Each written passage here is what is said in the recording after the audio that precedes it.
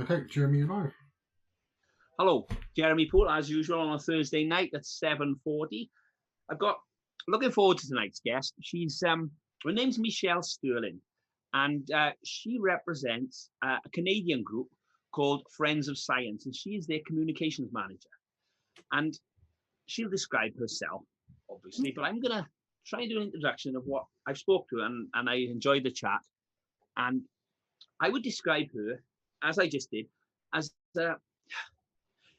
it's a way of cleaning your palate after speaking to Extinction Rebellion, clearing away the nonsense and finding some truth. Because she's not climate denier, she will come out and tell you the truth. And some of it you think, oh, I didn't know that. And others you think, yeah, about time. We had a good conversation. There's lots of things she told me. I'm sure she'll share it with you. Michelle, please, you can do your own introduction now. I've done my bit. Well, thank you so much, Jeremy. Thanks for having me on the show. As you say, I am with Friends of Science Society. We're a group of Earth, atmospheric, solar scientists and professional engineers and some economists in Calgary. We started just after the time of Kyoto in 2002. And at the time of the Kyoto Accord, which is sort of a forerunner to the Paris Agreement, our people were very concerned about the science. They didn't think that it actually stood the test, and also about the economics of the proposed Kyoto Accord.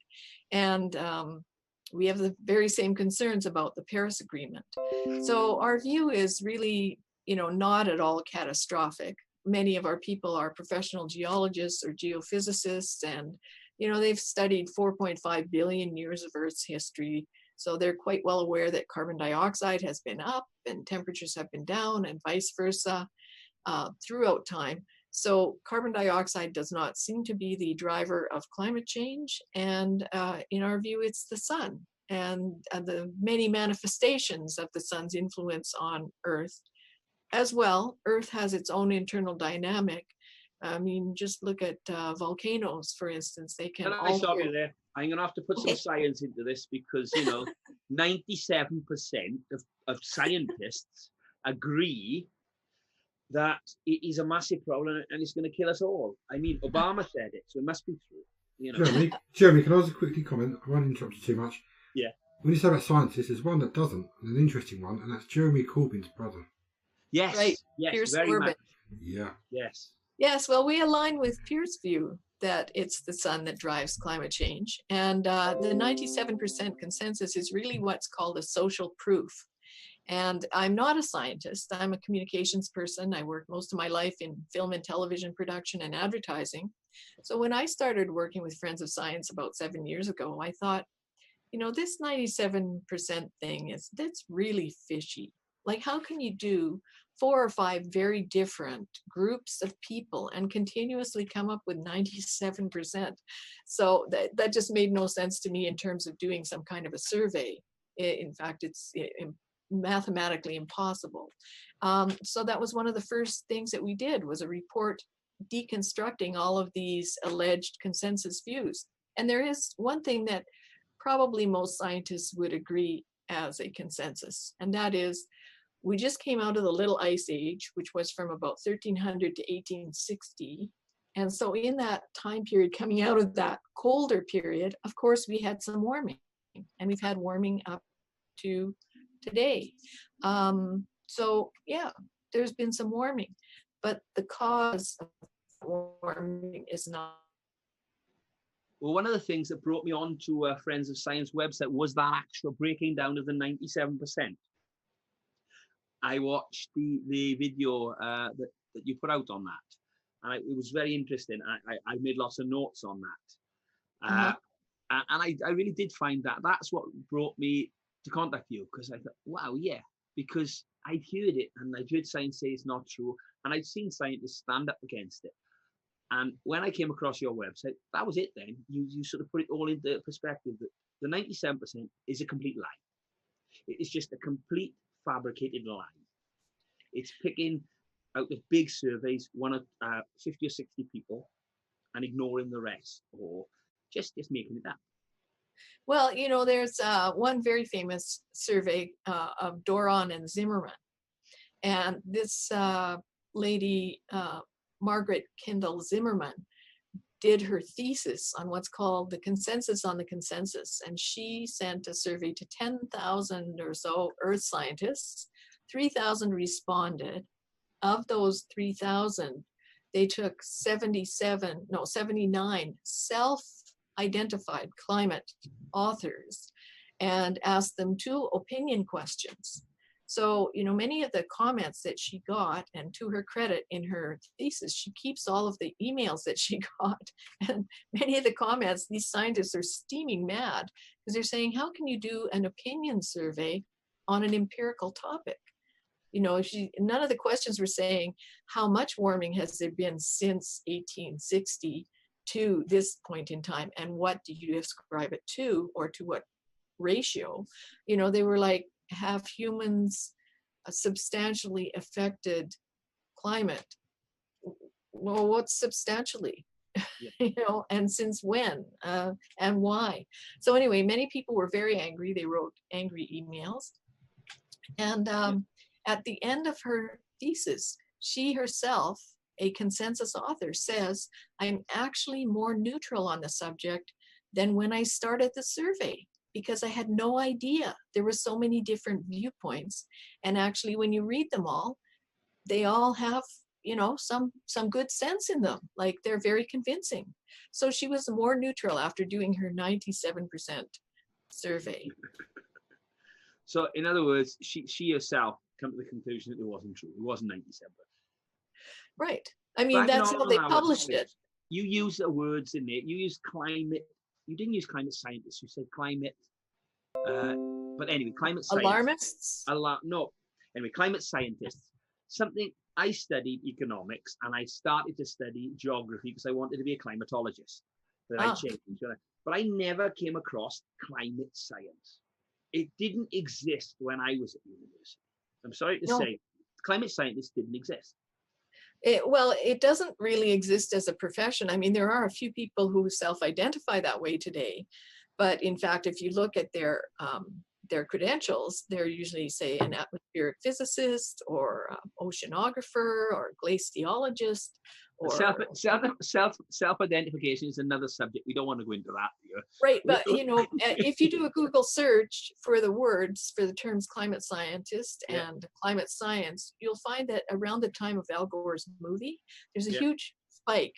But before that, there's almost nothing in the search engine, right? And actually, the roots of climate change study are within the earth sciences of geology and geophysics, because those are the people who've studied all the rock formations, and to understand what the temperature and humidity and certain changes in the world were like years ago. They've had to create these proxies and understand these changes throughout time.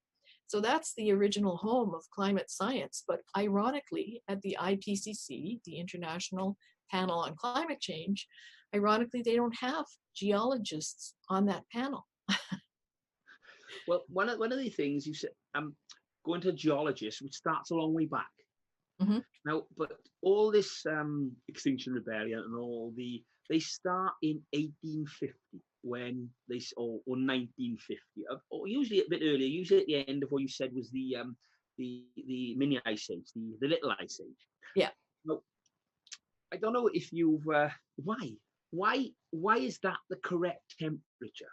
Why is the perfect temperature for the world the temperature in 1850? That's a good question, because there is no actual definitive perfect temperature for the world.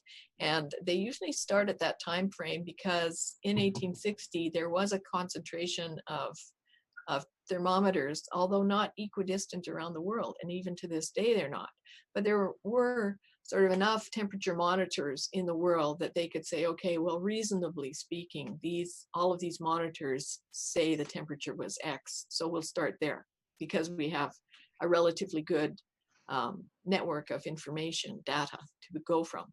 And then the IPCC, the UN Climate Panel, says that from about 1950, that's when human influence on climate begins to be, to them, obvious. And they say that after 1950, more than 50% of the warming was caused by humans. They don't say how much more than 50%. Was it 51? Was it 55? Was it 100? So there's lots of uncertainties in how they frame it. And so when people hear these things, so they think, oh my gosh, you know, it's warmed up so much since 1860, we're all gonna die. And they show you a chart where it's all broken down into like tenths of a degree, when in fact you can't even measure accurately anything that's less than 0.1 degrees Celsius. So you can't actually measure that. And there's actually a great website that NASA has on the elusive surface air temperature.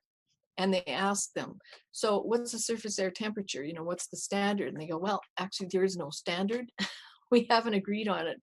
Well, how would we know what the temperature is? And they say, well, you know, even in the same place, if you had a thermometer on the ground where it's cool and damp, something in the shade, something 5 meters above the ground, something 50 meters above the ground, the temperature in that location would be very different just from those ranges.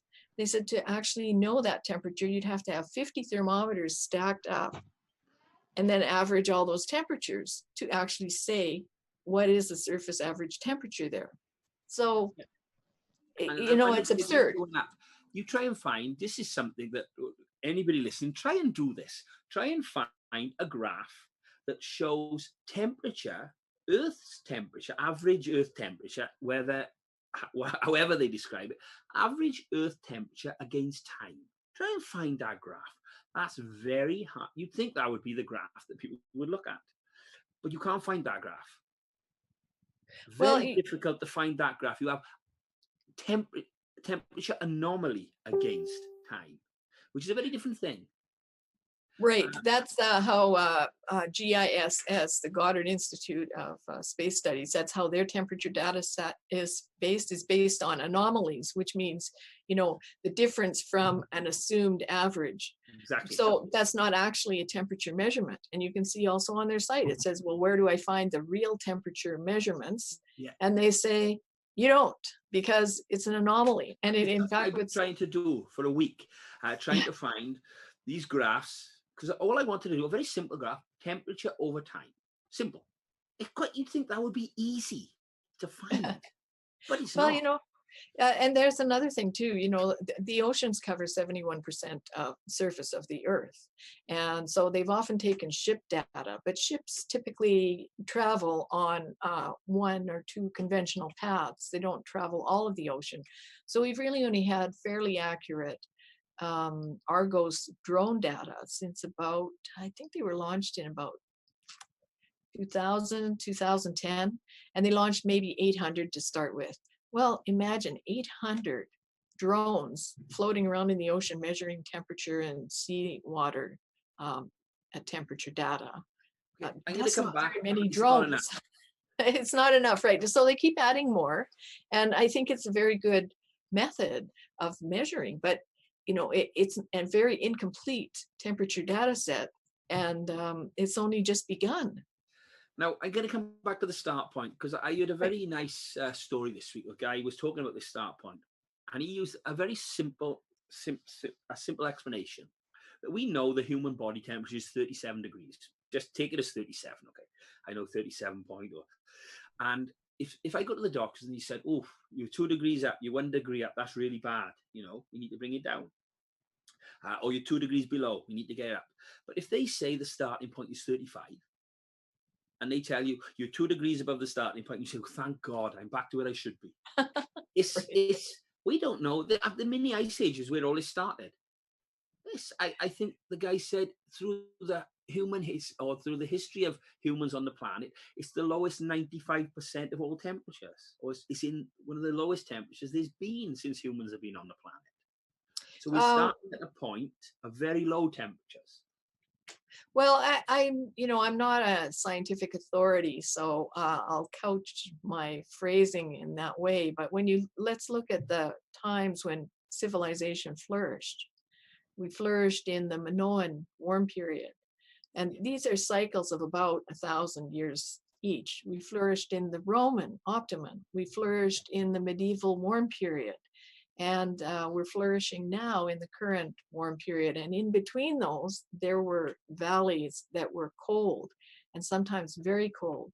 You know, the cold dark ages, which I think most scholars think there were some huge volcanic explosions or eruptions that, you know, massively wiped out populations and also darkened the sky for years. But, you know, civilization was virtually wiped out. Many records are gone. We don't really even know what happened. We do know that in the Little Ice Age, in 1709, it was so cold in Paris, people were dropping dead on the street.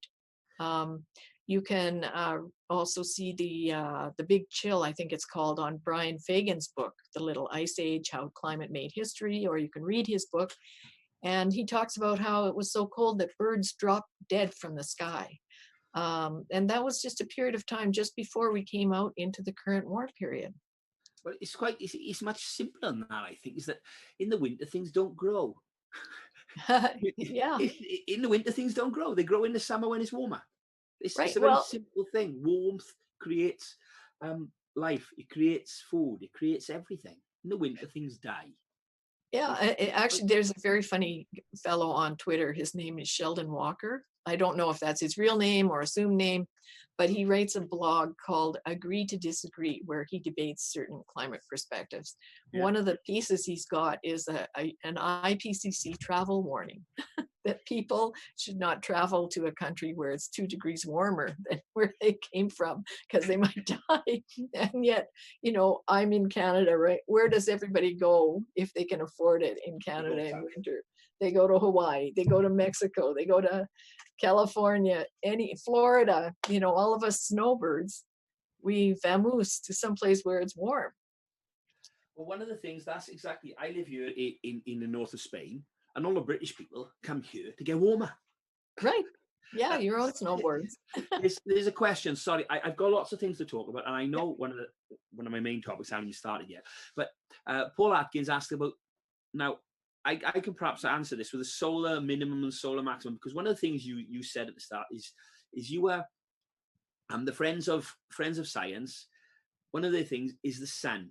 Mm-hmm. It's the sun that's driving the tilt of the earth and the sun. So Paul Atkins asked about the solar maximum and solar minimum. Would you like to go into that a bit, please? I can go into it a bit. Again, I'm not a climate scientist, but one of the things that has been noted throughout time, and I believe there's about 400 years of solar observations of sunspots and climate. And I think it was also Herbert Lamb in the UK who noted that throughout time, or maybe it was Herschel, that throughout time, wheat crops had been very good in solar maximum and very poor in solar minimum. And the book I just mentioned, The Little Ice Age, How Climate Changed History, there was a Maunder and a Dalton minimum of the sun's activity in the Little Ice Age. And this was also exacerbated by many big. So it was William Herschel, and it was sunspottery he was studying. William Herschel, you're right. Right, okay. So William it was Herschel, sunspottery, yes.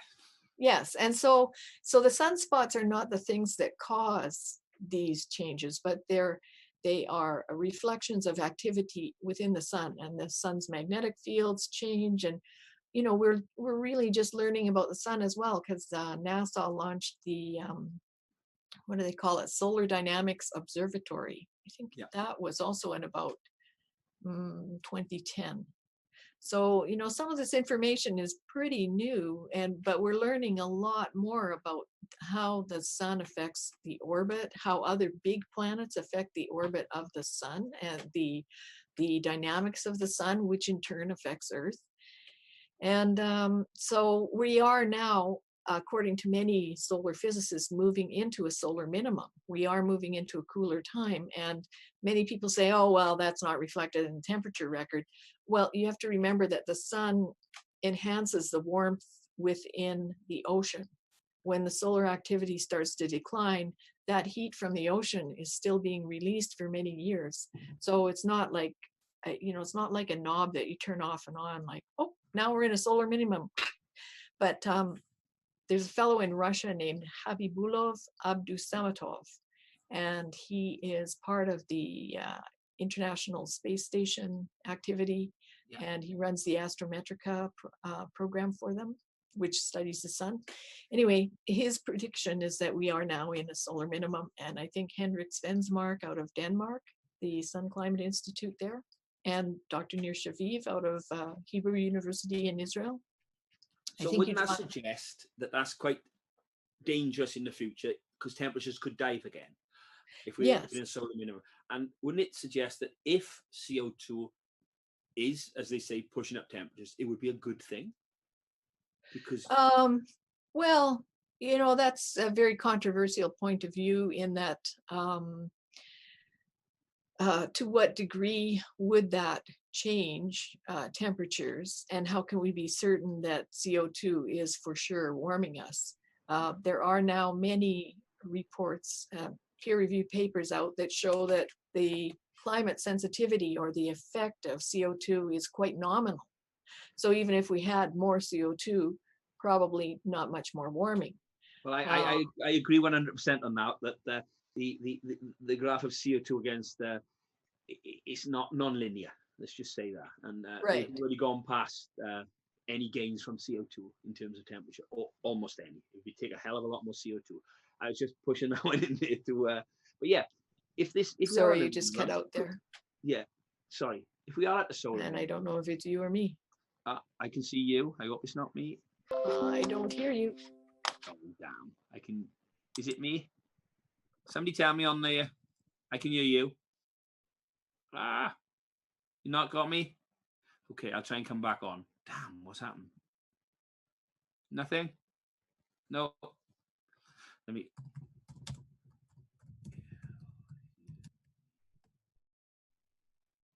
It's me. Jason? Hi, we're back again. Good.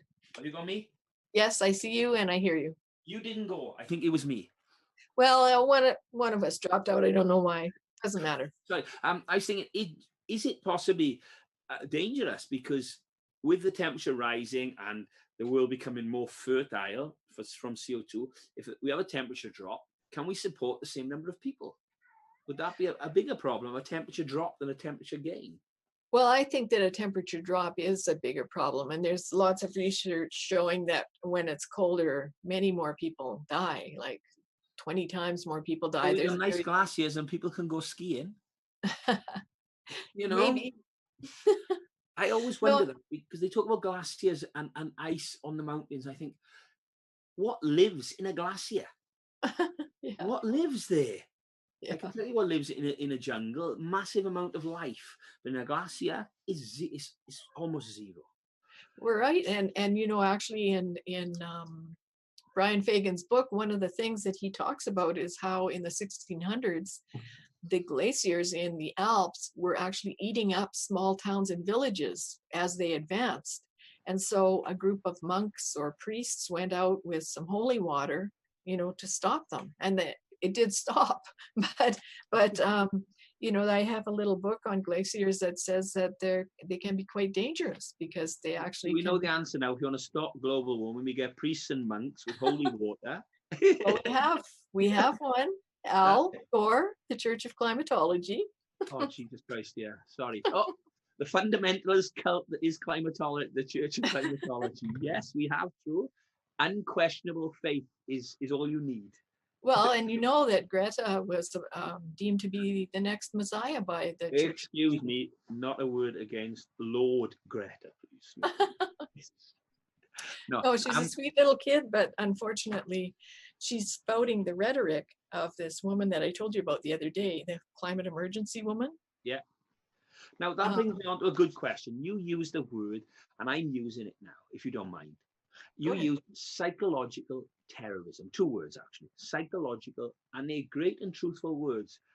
Children go to school, they watch TV, and they are made to be scared that the world is going to end. Now, that's quite disgusting.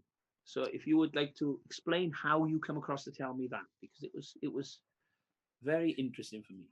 Well, I agree. That's a terrible, terrible thing that's happening. Many people's lives are being ruined by this psychological terrorism about climate change. And one of the people responsible for this idea of climate emergency is a woman named Linda Klein Solomon, who is a clinical psychologist in the United States. And she wrote up the climate mobilization plan to really literally scare people into compliance on climate. And she's the one who came up with the theme of Our House is on Fire, because she said people won't take action unless they're scared.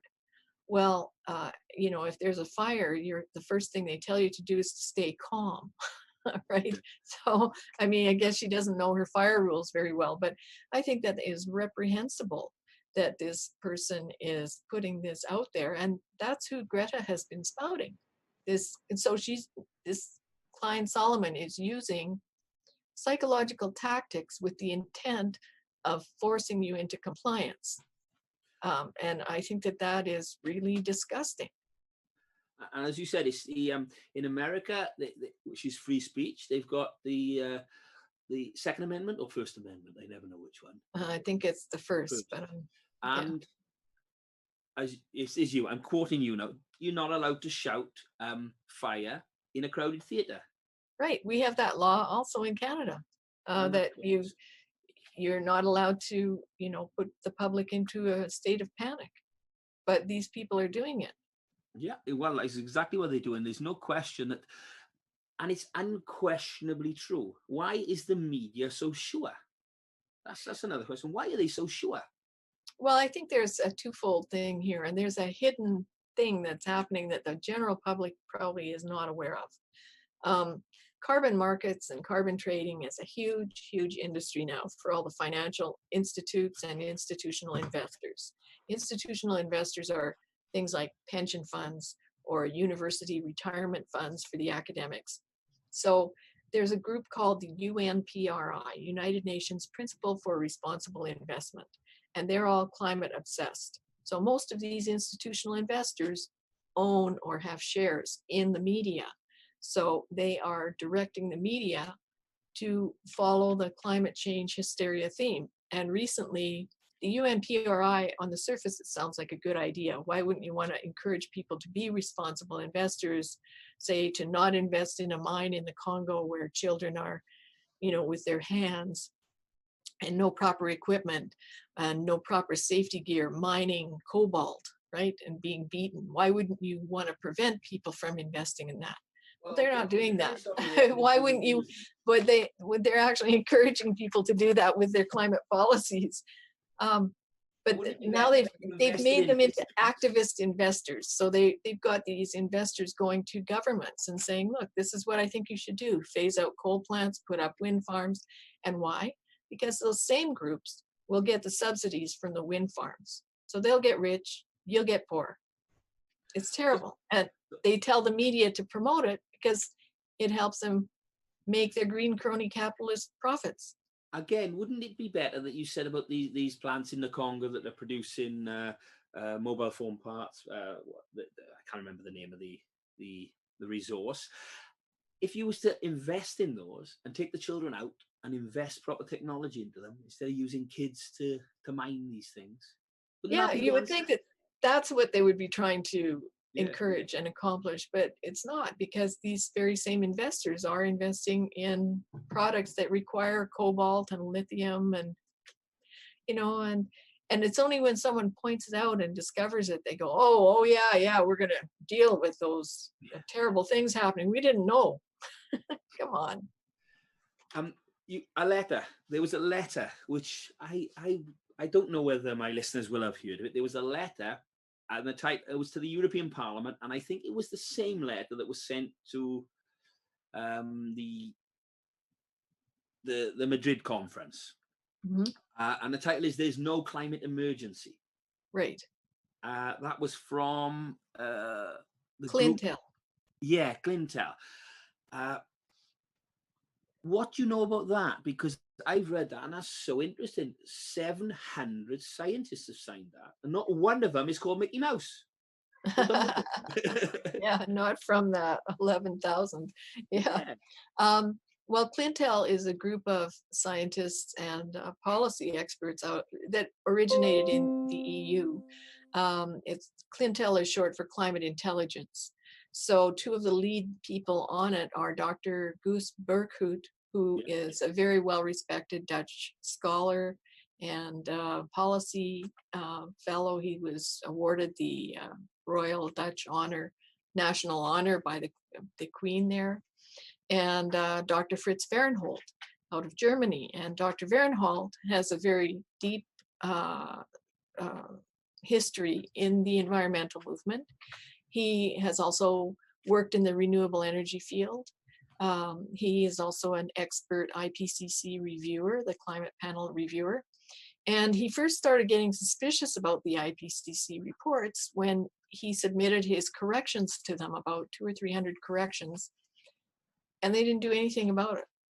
And this is from his book that he co-wrote with Sebastian Lunning, who's a geologist. The book is called The Neglected Sun.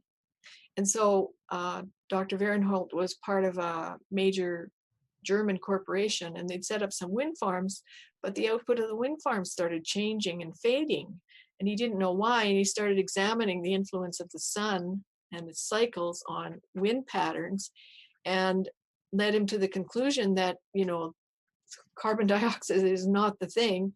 And so he and Sebastian wrote this book together. So the point is, these are very respected scholars. They've gathered also this list of more than, I think it's more than 800 now, almost 1,000. When they sent the letter, it was 700. Now, yeah, right. No, it's well, the first letter was 500 to the UN. Yes, and that was the day that Greta spoke at the UN with her "How dare you" speech. They sent that registered mail there, and then they also presented it to the EU Parliament. And because they presented their letter, which basically says there's no emergency, CO2 is not the main driver, and natural factors are more important, and we should adapt rather than trying to change the climate, because they don't think that's very realistic. And we should have good, affordable energy, reliable, affordable energy for the people. That's who we're serving, the people, not the earth. Anyway, those are kind of the main points. They sent that to the UN, then they presented it to the EU Parliament, and that they had a vote that day on the climate emergency, and a third of the people voted against the climate emergency campaign because they had these new insights from Clintel. So Clintel is continuing to present this declaration and present the other views on climate change around the world. And we have a number of their signatories on our YouTube page because I interviewed them in Porto, Portugal. Yeah. Well, I would suggest to anybody listening to this to go to the Clintel page and to friendsofscience.org, because there's so many videos and so much, too much for me. I never get to the end of all that information. I've been looking through it all week, and it really, but it's not like reading the daily newspaper. You've got a section on videos, and they're starred from 1 star, which is for normal people like me, 2 stars, which says it's difficult, but you know, if you've got some kind of grasping statistics, you can get it, to 3 stars, which is impossible. It's for a mathematician of high standing. And I found the 2-star videos very difficult. And I was an economist, and I found them very hard because they're in depth. But if you want to speak to anybody, you go to your 1-star videos, and all the facts are there. You've got everything on there. It's really well. Yeah, we've tried to offer the public sort of a range of things. Some people respond better when there's a video and they just want kind of a quick overview. Some people want the full presentation. Like every year for the past 17 years, we've had an annual event where we've had at least one science or policy speaker. So all of those videos are on our website, and they're under our event listing. So all of the past videos, all the PowerPoints that go with it. So if you want the full meal deal, it's there. But if you want to see a quick clip with a particular scientist, we have all kinds of short little video interviews on our website, on our YouTube page. Videos, I say that. Excellent videos. I really enjoyed them. Oh, thank you. I spent too long I haven't got time to do this, right? But I spent too long going from one to another, thinking, oh my God, I got to go to work. I got kids. Yeah. Well, that's great to hear. And we also have another plain language website called climatechange101.ca. Wait a minute, let me write that down again. What was that? Climate change? climatechange101.ca. VA. CA, like for Canada. So it's quite a bit simpler than our main web page, than our main homepage. But it also gives kind of a bit of a rounder picture because it does address the facts, like it's your right to have a dissenting point of view on climate change or energy policies. That's your right, especially living in a democracy or a constitutional monarchy. And you should not be intimidated when people try to call you a denier or something. You have a perfect right to speak up. Yeah, We also have a section on carbon trading and Interpol's guide to carbon trading crime. Like, people have no idea. Carbon trading, unlike other products, like let's say where I buy some wine from your store and now I have a bottle of wine, I can pour myself a drink or I can sell it to someone else or give it away. Carbon trading is, I love this sentence, the lack of delivery of an invisible substance to no one. That's from Mark Shapiro's commentary in Conning the Climate in Harper's Magazine of February 2010. Great line. It's very similar to European subsidies for not farming areas, where they pay you not to farm soil, not to farm fields, and not to produce goods. Right. It's this, and it's utter nonsense. Well, it's very expensive for the consumer. It does nothing really for the actual output. And but it's great for farmers and the EU. That's well, exactly it creates an imbalance because, you know, when do you stop that? Because now, and I think Dr. Benny Pizer of the Global Warming Policy Foundation, which is another great outlet, he spoke to the US Senate and he talked about, in his testimony, he talks about this cycle of subsidies, you know, so you start paying carbon tax and subsidies to wind and solar. Then the conventional power plants say, well, we can't make our profit like we used to because these guys are taking, because they get first line on the power grid. So they're taking our opportunity to make our regular fee. We want a subsidy too. So then they get a subsidy and on it goes. Then the taxpayer says, well, I can't afford my heat and my power. So I want a subsidy. And then, you know, industry says, well, it's too expensive for us. We're going to move offshore unless we get a subsidy. Well, who's at the end of all these subsidies? You and me, you know, the little taxpayer, and we're being crushed with this burden of subsidies that do not affect the climate. They don't help the environment, and they only make green crony capitalists rich. Well, I watched today, it was a long debate between Craig Idso, I don't know if you've come across him, and Jeffrey Bennett. But Craig Idso is very much what they call a climate skepticist, and they're both scientists, and Jeffrey Bennett, who's a climate alarmist, I would say. Now, the actual climate alarmist, when he was asked for a solution, his solution was nuclear energy. That was it. And I know from my point of view, it seems quite a sensible solution. But if you were on the green side of things, they just want to close down every nuclear power station in the world anyway, as well as and create bird choppers in the air. Well, you know, people don't realize that a nuclear power plant is a no carbon plant once it's built. Of course, a lot of energy goes into the building of them. They're very energy intensive in the building phase. But once they're up and operating, they don't emit carbon dioxide. But if you are someone who wants to trade in renewable energy certificates and carbon markets, that's the last thing you want. You do not want that solution. You want those bird choppers. You want those solar panels because they're printing the fake money. They're printing the renewable energy certificates that you can then go and trade, you know, on the market.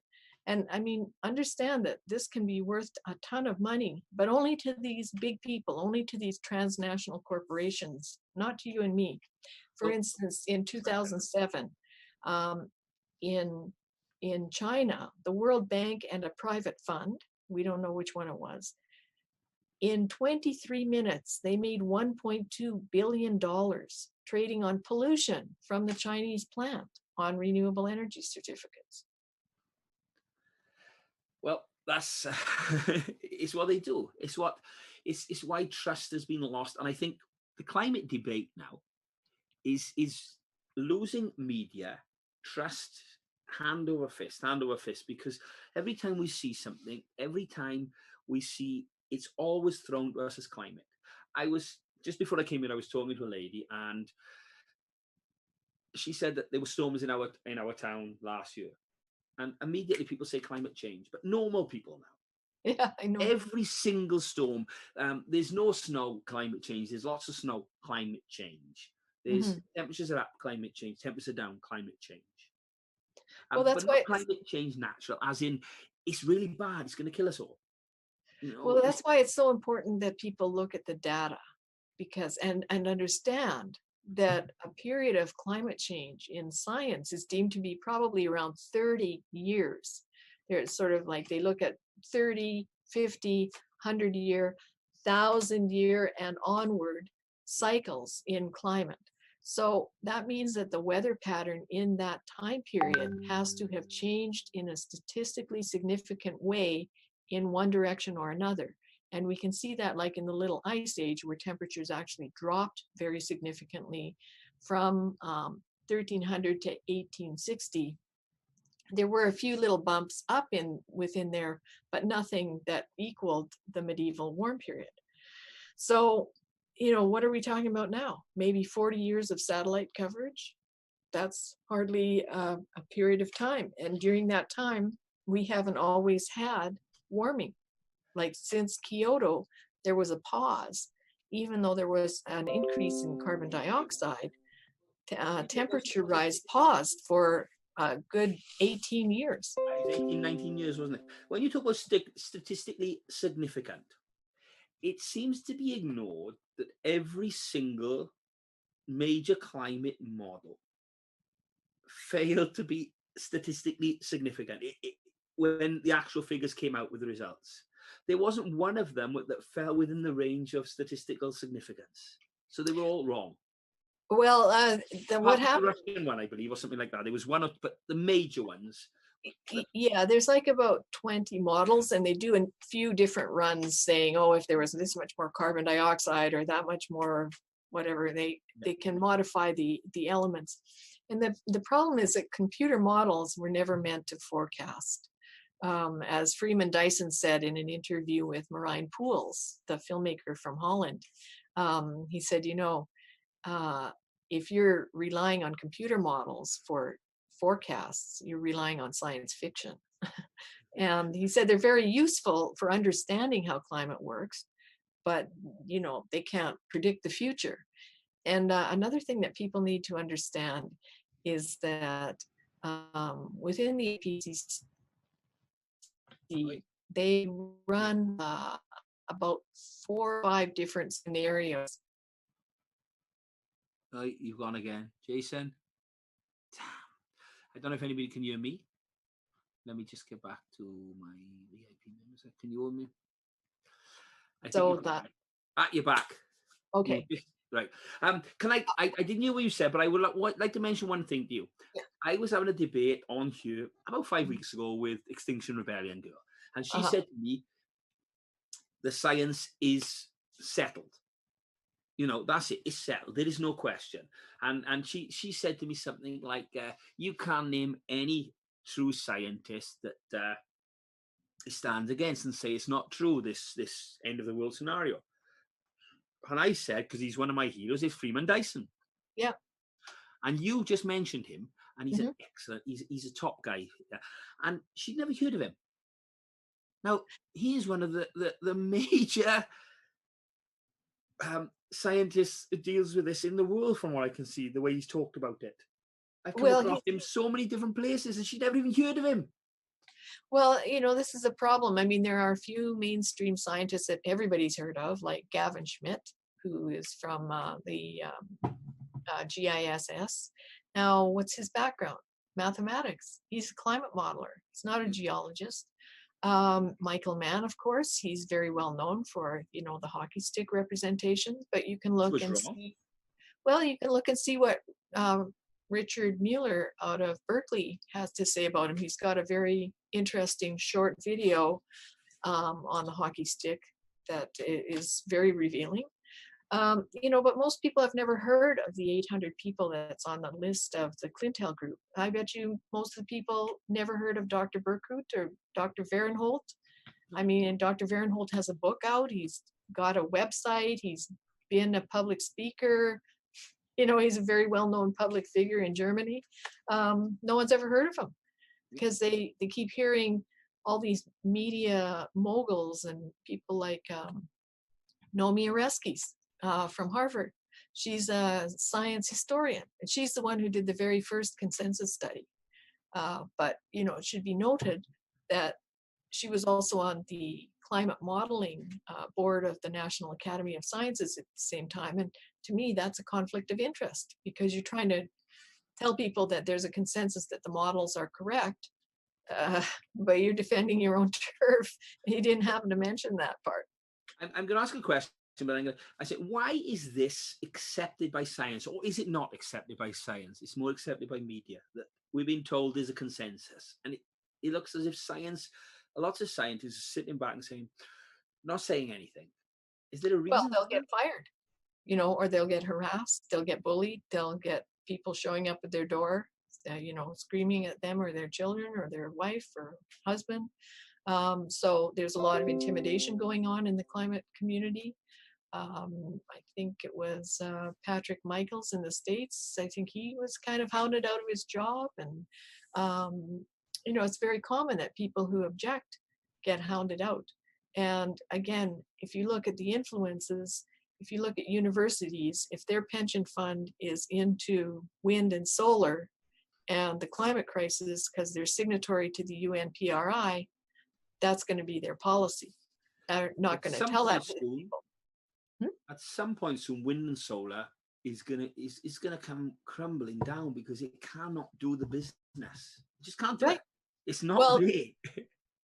There was a report about a year ago in Spain from the company Iberdrola, and he said that renewables are looking at an Enron-style meltdown because it's just not there.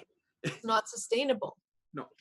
You know, when you look sustainable, there's a word. No, it is sustainable. It's sustainable. Come on, we know that. Well, when you look at Germany, there's a great article called Lessons Learned from Finn Advice. And in it, they talked about how Germany spent billions of euros to develop their wind and solar industry. And in the process, you know, people always say, oh, well, there's green jobs. Well, in the process, they created about 300,000 green jobs. So that sounds great, eh? But each of those jobs was subsidized for 35,000 euros. I did a video about 2 weeks ago, probably, talking about a coal power plant in Britain. They was talking about converting it to using wood chip or something like this. Right. But the amount of forests you need to cut down to feed that is massive. It's absolutely massive. And you've got to keep renewing this forest and keep burning it. Now, I don't know whatever happens when you burn wood. I don't know what kind of gases it releases, but I'm sure there's sort of something like carbon dioxide is released.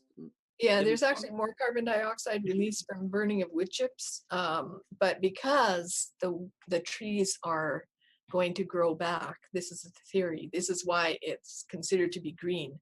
And so like the Drax plant in England, I think that's probably the one you were referring to. There's a great article in The Economist called The Bonfires of the Vanities. and it's about how they get paid more money from the renewable subsidy, the renewable obligation, than they do for making the power.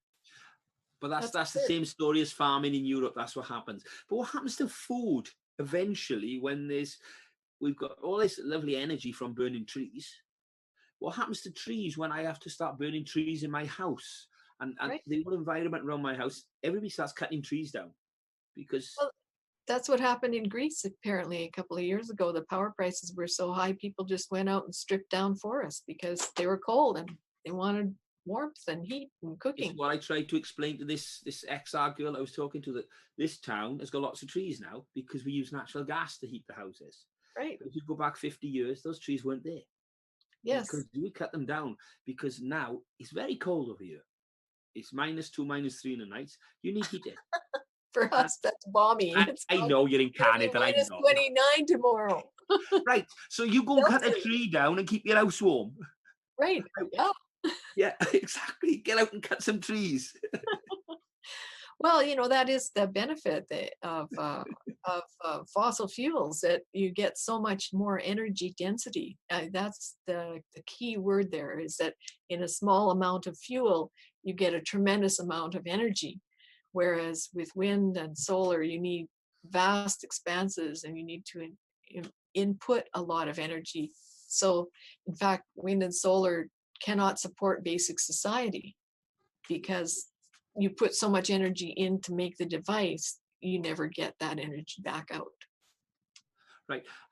We started talking, we jumped about solar variability. Yes. Yeah. Could you, I know that your site is the belief that the main driver is the sun. Mm-hmm. And we're going into a solar minimum now. Is that what you said? Yes. Yeah. So how can we, I don't know, but how do we know what the sun is doing so much? Because it seems to me it's a big flame and it's going to go up and down. So we can't predict it, or can we? Well, there are some cyclical behaviors that we can predict. The sun has an 11-year cycle. And again, I'm not a scientist, but you can look these things up to confirm them on NASA's Solar Dynamics Observatory website. So every 11 years, the poles of the sun magnetically flip. The magnetic poles flip. Yeah. And that causes changes in the cycles of the sun. And then there are periods of less activity of the sun. And when the sun is rotating, it creates kind of there's this thing called the heliosphere, which is like a big bubble of energy that's created from the sun spinning, but it has almost like a skirt with waves in it. So, and those waves come from this magnetic pole reversal. And so when we are within more of the heliosphere, we're more protected from cosmic rays. But when we travel outside of that skirt wave into a more exposed position, then we are inundated with more cosmic rays, which come from far off galaxies, supernova that are blown up. You have to actually listen to so you can actually tell what the activity of the sun has been over history by looking at the cosmic rays coming from elsewhere that the sun is protecting us from. Is that what you're saying? I hate to kind of paraphrase this wrong. You should actually watch some of the videos that we have with Dr. Shafiv, where he explains how the cosmic ray influence affects cloud formation, and cloud formation in turn affects warming and cooling. And, some of these things are affected by solar magnetic activity. Of course, also, when there's a coronal mass ejection from the sun, a big sun flare, we get blasted with a solar wind, and Earth has this magnetic shield around it. But these solar wind particles are traveling like at a phenomenal speed. And in fact, in the 1800s, there was what was called the Carrington event, where when the solar wind or the blast from that solar flare hit the Earth, it actually lit up telegraph lines. And more recently, in I think it was 1989 in Quebec, there was also a big CME that hit there, and it blacked out most of the east coast of the United States and literally fried transformers, these big, huge transformers that they use at power plants, fried it. So the power of the sun is tremendous, and it affects us in many different ways. These are like very big examples I gave you, but there's changes in X-rays, changes in UV, there's orbital changes, and the sun is also affected by orbital changes of other planets, like the big gas planet like Jupiter, conjunctions of two planets or more that exert a certain gravitational effect on the sun, which in turn affects the Earth and Earth's gravitational. You sound like an astrologist now. Yeah, well, anyway, blah, blah, blah. But you should, read up on these things because they're it's very. So why? All this seems quite obvious that when the Earth tilts in summer and in winter, we get different temperatures. And if it's a slight more permanent tilt, it will make more permanent temperature changes. When there's cloud cover, it's usually a cold day and a warm night. When there's no cloud cover, it's a hot day and a cold night. These things are quite obvious. So why has CO2 become this massive bogeyman? Well, originally, this dates back to the 1800s, late 1800s, where people like Spontor Ennius, who was actually related to Greta Thunberg, but he came up with the theory that more carbon dioxide would cause this hothouse effect, which he called it. Now, a few years later in 1906, he amended that view, and he decided that actually it wouldn't be catastrophic. It would warming would top out about 1.5 degrees and would be beneficial. But that was published in German, so no one ever cites that except us. We did a translation of it. Anyway, over the course of time, people kind of glommed onto his idea, those of Tyndall, Fourier, and Guy Callender. And in the 1970s, Margaret Mead and William Kellogg met to discuss creating a law of the atmosphere. Yeah. And that was a time of growing environmental consciousness. And so about that time, like CO2 was identified as probably being a causative factor. And warming did start happening from about the 1970s up to about 1990. So people probably had some good reason at the time to think, oh my gosh, look at that, more CO2 and it's warming. But many geologists, of course, were very skeptical of that. Solar physicists were skeptical. And, really the ENGOs took over that party, and largely because companies like Enron paid them to do so. And why? Because Enron made a lot of money trading on sulfur emissions because they had a cap and trade program for coal plants in the 70s and 80s. But what's the difference? Sulfur dioxide is actually a particle. It's a particulate. It's an aerosol. So it's quite easy to filter from the air. But carbon dioxide is a gas, so it cannot easily be filtered. It's very diffuse. And they were just trying to continue on this monetary gaming plan that they had, and that's why it took off. And there's another group of green billionaires in the States who picked up on the Enron model, and since 2005 they've been funding ENGOs around the world for hundreds of millions of dollars every year, hundreds of millions of dollars, to push this climate change catastrophe thing. So there's a peer-reviewed study by Dr. Matthew Nisbet. You can look it up. It's called Strategic Philanthropy in the Post-Cap and Trade Era. I can also send you these links. How do you remember these things? Because I write about them all the time. They're just like embedded in my head. And particularly this one, because once, people always like to say, oh, big oil is funding deniers. But, once you understand that big green is funding compliers, and you see the ratios of money being dumped in there, then you go, okay, maybe I'll think about that again. So dissent is costly. That's what you're really saying, isn't it? To dissent against these people is costly. It costs you your job. It'll cost you your everything, basically. Yeah. It seems to be the same with any kind of dissent against the controversial. Agreement with uncontroversial bits. You have to agree with them. It's the same. It's red pilling, isn't it? But it's red pilling in the. If you understand, do you know what red pilling is? I believe that's the wake-up pill, isn't it? Yeah, it's the wake-up pill to think, wow. And when you start seeing one thing, you start seeing everything. You start seeing the media actually out and out lying. you know that the last few weeks it's been Australia. Yeah, such a tragedy. Australia is global warming. It's killing all these animals, killing all these people. And nobody mentions that fires do not start on their own. It's That's just right. not mentioned. People start There's a in good general. Facebook bit where a fellow did a walkabout in his kind of region, showing the growth of all the shrubs and the dead fuel on the ground. It should all be cleared out because it's near where people live. You know, if it's out in the middle of nowhere, who cares? Let the forest burn. But because that's how the forest renews itself. But when it's near your house, that should all be cleared out, and it hasn't been done. So, you know, the tragedy there is that so many people have suffered when a lot of this was blocked by green groups. This kind of fuel prescribed burns were not done in the right time when they could be controlled. And so now in a hot time, they can't be controlled once started. And the other thing is, what's the other financial factor? Australia pulled out of carbon trading, right? Ah, I didn't know that.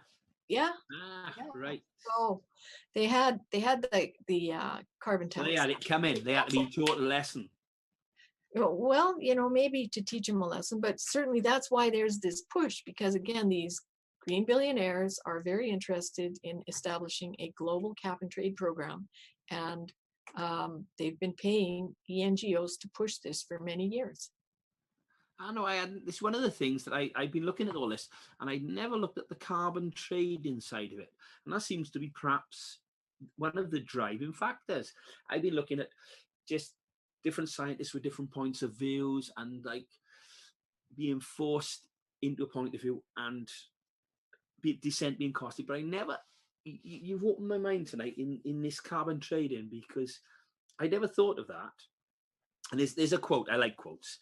Well, a couple of quotes, but and I don't know who said it. Somebody put it on the question board. Now, I'd rather have questions that can't be answered rather than answers that can't be questioned. And that's what we got now. Answers that can't be questioned.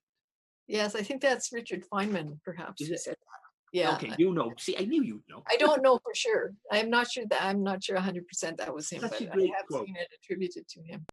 That is what is said at the moment, and that is such a great quote to sort of cover this whole thing. Mm-hmm. We're not allowed to question. Well, Joanne Nova, who's a blogger and science writer out of Australia, has a very good video called The Other Side of Climate, and she talks about the carbon trading market. And she also has a very good handbook called The Skeptic's Handbook, and version 2 is called Global Bullies Want Your Money. What's her name again, please? Joanne Nova. Nova. Nova, N-O-V-A. Yeah. As in Nova Scotia, as in your neck of the woods. Okay, I think it's time for us to wrap. There's another quote. I like quotes, and this is, I don't like the man, but his quotes were excellent. When Adolf Hitler said about the telling a big lie often enough, and people believe it. Yeah. And that's exactly what he did. And we're going along that road. But I'm going towards sort of spending a lot of time looking at climate change. But it's come from being skeptical of other things. Mm-hmm. And this is what seems to be missing. And when I come to your site and others, I realize it's not missing. It's just been hidden. The skeptical science, people who are skeptic, which is what scientists should be, are still there. Mm-hmm. They're still there. People like Freeman Dyson are not going to accept truths that are not true. The skeptic, but we're being hidden. And I come from a skeptical point of view, and I think it's growing. And I think we are winning slowly. It might not seem like it from where you sit, but we are winning. We are winning. We had Brexit, which was skeptical. Sorry, I'll have to put you on to see what you're holding. I'll have to put you on full screen. I haven't got you on full screen. Climate change is a social drama. Is that you? This is a book. Yeah, this is a great book because it does show that these social scientists actually think it's good that climate change is being played out as a drama and a social drama. And that's exactly what we see with Greta, the young saint, going on her boat across the troubled waters. This is what we see with Extinction Rebellion, with their dress up medieval criers, the death macabre death masks. These are very powerful expressions, and they date back to that book that I showed you. Did I show you that book? The Augsburg. No, you've no, only maybe shown I one, showed but it to Jason. there's something that I said to you when I was talking to you before, and it's as true now. You said social scientists. What is that? Book of Miracles. Book of Miracles. It's the Augsburg Book of Miracles. It was written in the 1500s. It has all these beautiful images in it. And of course, in the 1500s, that was the Little Ice Age, and many bizarre things were happening in climate and weather at the time. So much so that people were burnt at the stake for the crime of weather cooking with the help of Satan. So thousands of people were burned across Europe for weather cooking. And this book shows the images and of people trying to understand what's going on. And we see that being replicated now. It's the same kind of thing. And Burn the witch. Burn the witch. Burn the witch. That's exactly it. Burn the witch. And on the financial side, there's another book that, where did I put it? Here it is. That I recommend. There's also a smaller version of this, which is called Extraordinary Popular Delusions. But this one is Tulipomania. And this happened in Holland in the 16th. Yes. I've not read that book, but I've read lots of books about it because, as I said, I was an economist, and it's one of the main things that you learn about futures markets and yes. Yeah, well, this is, in my view, tulipomania is what we're living through now with carbon trading, because tulips became very popular in Holland in the 1600s, and people thought, oh, we can make a whole ton of money, because of course there were almost no flowers then as we know them today. And so these were so beautiful and exotic that people were trading on bulbs that hadn't even been planted yet. A lot of money, and all about this. But ultimately, this market collapsed. Basically, what we know now is futures. Exactly. It was a future with no product because it hadn't even been planted yet. Yeah. So, and that's why I have some tulips here behind me, right here. And you've got the sunflowers behind it as well. Yeah, right. And I think that that's probably what will ultimately happen, because it's not supportable. It's not sustainable. Robert Lyman is an economist that we work with a lot, Canadian. He was with the Canadian Federal Service, Public Service for 27 years, diplomat for 10 years.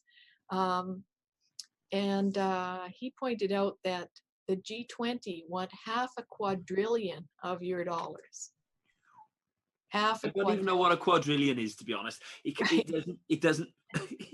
We have a video called "I'm in the Red," and that's what he did. He took how much is $500 quadrillion, and he gave a million different little examples of how long you could go shopping, or how far would it be to the moon and back. And anyway, it's astounding. These people actually want that kind of money from us little people, and it's not sustainable. So one day it will collapse one way or the other, and it will be. If it collapses, who's going to pay. Well, we're already paying, and when it collapses, there certainly, unless somebody organizes that collapse so that it's not crushing burden, it will be very painful for society, but it'll be less painful than continuing this charade. Yeah, well, I had to, as much as I dislike the idea of nuclear energy, I think that is probably one of our best bets going into the future. Well, it certainly puts out tons of energy, and the problem of managing nuclear waste seems to be moving into a category that is not that big a deal, whereas before we weren't quite sure what to do with it. And then, of course, if CO2 is not the real problem, then there's no mad rush to move into nuclear. We can, in some places. Even if it is the big problem, you've got this, I can never remember the word, non-linear, this exponential, that it needs to double again to push up world temperature by 1 degree because of the properties of CO2. So, and that would take hundreds of years just to push up the temperature by 1 more degree, if it's just that driving it, because of the non-linear function of CO2. So we could wait and we could invest in other things and not worry about CO2, because it's doing pretty good for the environment, CO2. Yeah. Well, this is, the view of Clintel, that we should take a more measured approach to this. First of all, calm down. There's no climate emergency. Secondly, be very careful and cost benefit based on making these changes. Like, don't jump into things like Germany has done with renewables, where, now they're messed up their grid, power prices are very high, poor people are suffering, their power is being cut off, farmers are being forced into biofuels. As you say, the land is being ruined. Food crops are being imported from New Zealand instead of being grown down the road. So, they've created all these other problems in trying to solve the CO2 problem, which is not a problem to begin with. Michelle, I'm going to have to leave it there. I'm Okay. sorry, I just had a message of Jason. I've gone over time as usual, but this has been an absolute pleasure speaking to you. And I mean that. And I speak for everybody listening. There's lots of good comments. I haven't had time to get to most of them. But all comments about your intelligence is one of them. I remember these things is beyond me. I read these things, and retention is a problem, isn't it? Anyway, thank you very much, Jason. I think we're about time to finish. Hi, Jeremy. Hi, Michelle. Thank you, Michelle. What a great conversation. Very much. Well, thank you both very much, and thanks to all the viewers. And feel free to go. Can I say you welcome any time to come back. Please, if you want to discuss anything, please feel free, because you're welcome on here. It's been a pleasure. Thank you so much. All right. And thank you, Jason. Free speech. Yes, free speech. That's too right. Okay, thank you. Goodbye then. Jason. Bye-bye from Canada. Okay, thank you.